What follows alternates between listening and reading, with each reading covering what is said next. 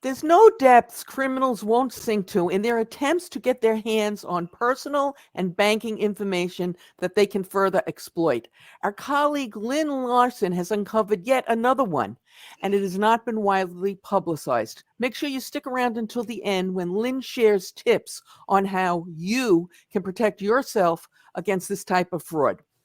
We want to share the story, even though it does not strictly have B2B implications, because we want to make sure that none of our listeners, viewers, their families, their friends, or their colleagues fall for this fraud. What's more, it demonstrates once again how innovative some criminals are in finding cracks in the process, weaknesses and vulnerability, and then taking full advantage. Hey guys, I'm Mary Schaefer from AP Now, the place where you go for all the latest business intelligence you need if you work in, manage, or have responsibility for the accounts payable or payment function. I'm joined today by Lynn Larson, who many of you probably know, who runs Recharged Education, where she focuses on commercial card and B2B payment education. Lately, she's been doing a number of talks, mainly for us, on Zelle and Zelle fraud. But today, she's got a different type of fraud. Welcome, Lynn, and why don't you tell us about it? Okay, everybody fasten your seatbelts and take a seat, right? The thing, Mary, I have to say right off the bat, you just mentioned those Zelle scams where we've done podcasts. Right. This is different because it did not start with somebody, I'll say a fraudster, posing as someone or, approaching, communicating with an individual. This was an individual who got in touch with the fraudster. And I'm sure the fraudster thought, woohoo, I've got a live one here. Right.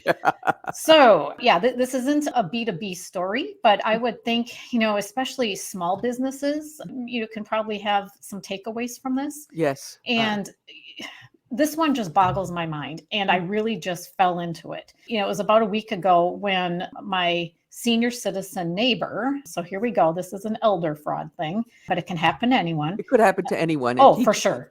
Yeah. But I get especially mad when we're dealing with seniors. Me too. Well, he contacted me. He jumps right in that he is trying to do something with a PDF application. And I'm like, whoa, time out. Well, what are you doing?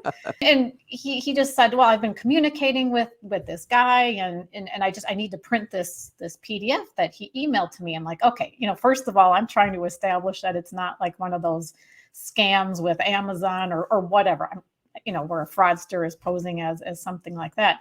So I'm like, oh, okay, you are communicating with some. Great. So basically, my neighbor just needed help printing a PDF. He's not real versed on all the computer stuff. And, so I printed it up for him. He forwarded me the email and I was able to print it. And when I printed it, I'm looking at this thing and it's called a trading account application, a financial world thing. And so just knowing, the vulnerabilities that do exist, with seniors in particular, I dared to say, what are you working on? I'm just curious. And he proceeds to tell me how he's trying to get rid of a timeshare that he and his wife had been using for decades, had enjoyed. But, now that they're in their 80s, they just would really like to get rid of it. I said, okay.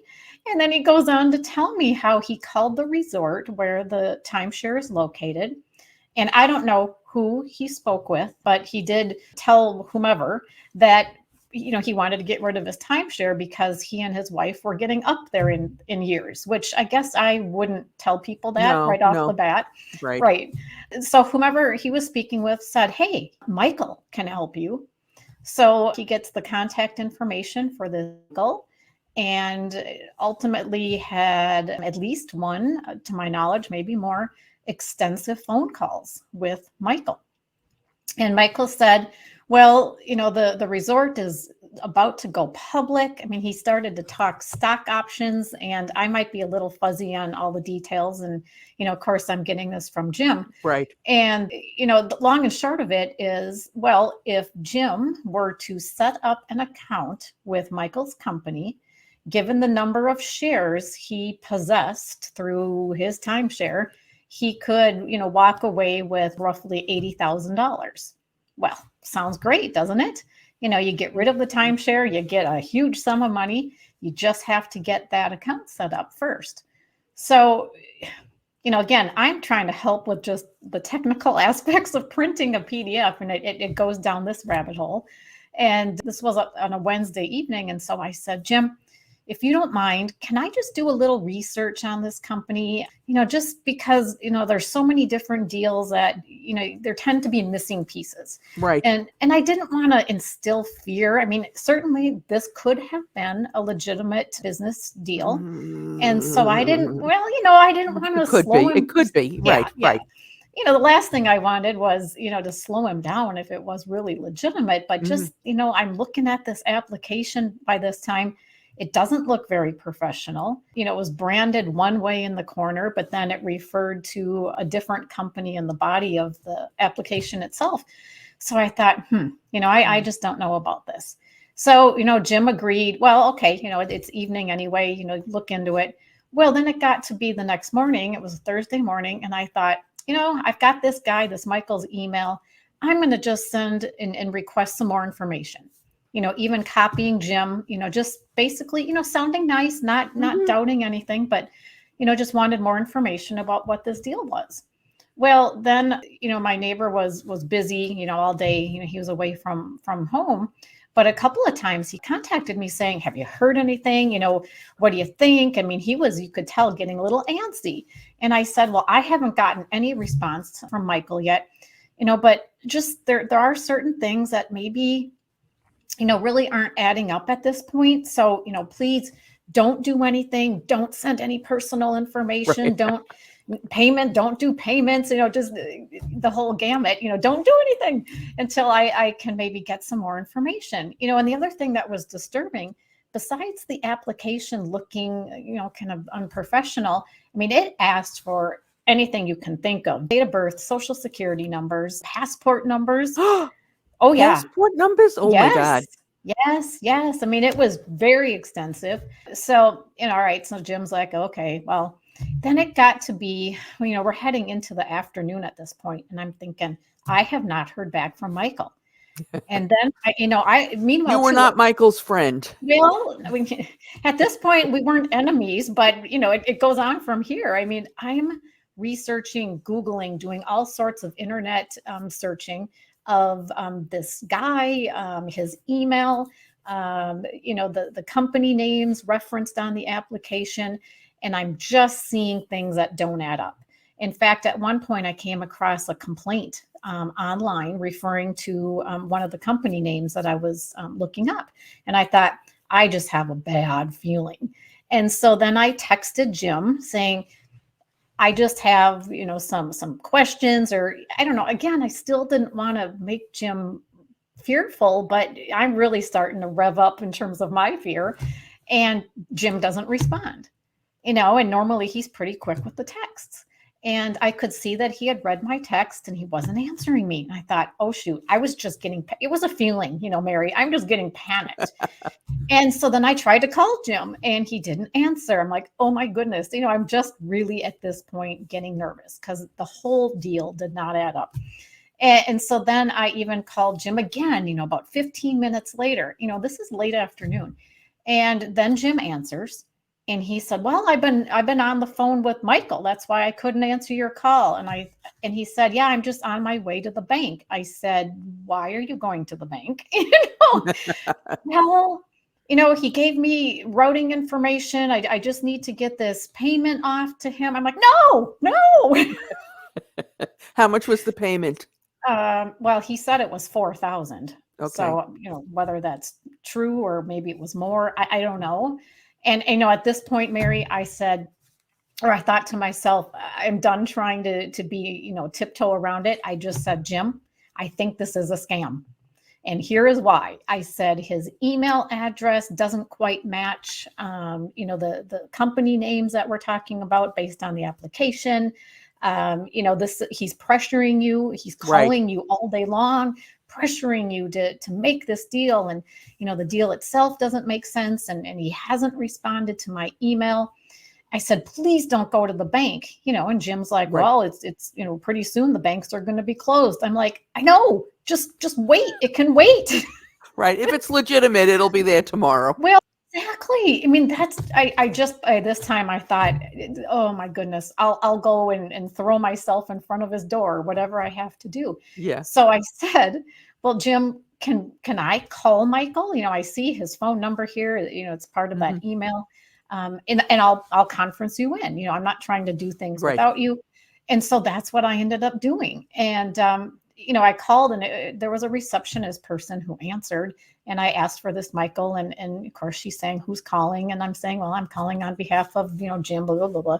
Anyway, we're sitting there on hold, and then this man gets on the phone, and I said, well, hi. And again, Mary, I was being sweet as pie. I said, well, hi, did you get my email? Yeah. And he's like, well, where's Jim? Well, Jim's on the phone. He's like, Jim, I told you needed to get to the bank today. I'm like, well, just a minute here, just a minute. I said, I'm just looking for some additional information. If you can just reply to my email, I'm just trying to help Jim get through this deal, blah, blah, blah. Well, this Michael got agitated, quite agitated. I mean, his demeanor just changed, and he didn't want to talk to me. And he just really wanted to keep addressing Jim. And, pretty soon, it didn't take long, Mary, before he just abruptly hung up. He hung up? Pretty much. Yeah. Yeah. Well, yeah. I don't think he said goodbye, but, and so I thought, okay. And then I immediately called Jim back separately. And I said, Jim, did you hear how agitated he got? He's pressuring you. And again, Mary, I'm going through the red flags at this point. I'm telling him more about what my research, had shown. And I said, please don't go to the bank. And, and so we hang up. Well, you know what happened? Can you guess? I mean, Michael then called Jim directly. Without you? Well, yes. And still without annoying Lynn? And still tried to get him to go to the bank. And at this point, maybe I'm losing the order of things, right. But you get the gist of it. Yeah. He didn't want to talk to me, was really pressuring, Jim to get this done because time's a ticking. And I had even said to Michael on the phone, I'm like, look, we can get this done, the next day.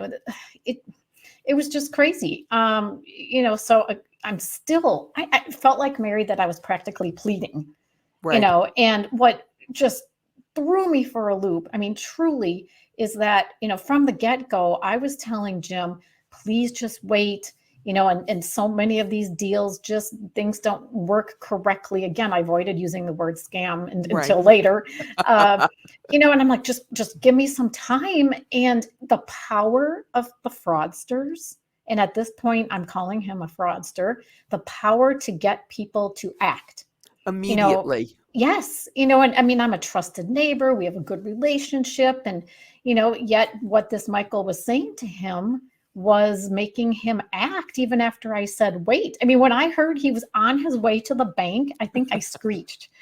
I'm like going, no.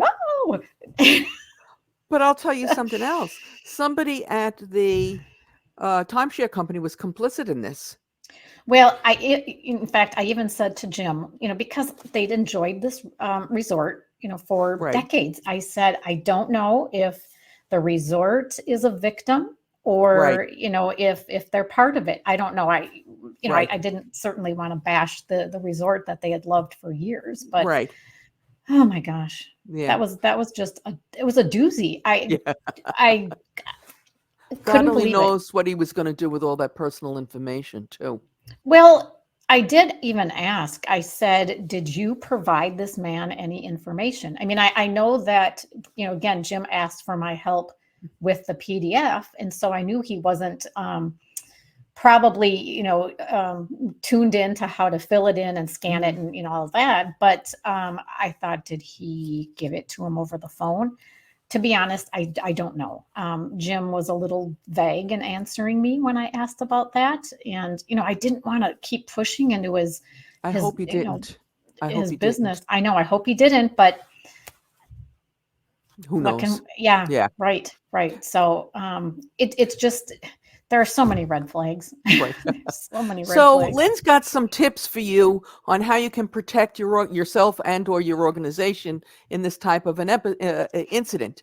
But before we get to that, if you like this episode, please give us a thumbs up. And if you loved it, please subscribe and give us a thumbs up. We produce new content for the channel 3 times a week. Tuesdays and Thursdays are devoted to payment and accounts payable issues. And unfortunately, that includes fraud. And Saturdays are reserved for Wordle. And hey, YouTube has made a funny little GIF from the like button, which you can only see if you hit it. So please go ahead and hit it. All right, Lynn, back to you. I know you have a number of tips for our audience that they can use to help protect themselves. Can you share them? Oh, absolutely, Mary. And, again, while this is a personal or an individual consumer case, it's just based on common sense that, all businesses need to be using, especially small businesses that maybe don't have, all the different robust training programs that a lot of, larger organizations do. First and foremost, I just say, research. Don't act on anything, that whole concept of anything that sounds too good to be true probably is. Yes. Just take a few minutes to research. In this case, I know my neighbor, one, didn't for a minute think anything was amiss, and that certainly was, part of the issue. But then even if he was wondering about it, I don't know how, well-versed he is on different searches, that he could have done to research it. So, research. And I just started, again, looking at, in this case, the person's email address.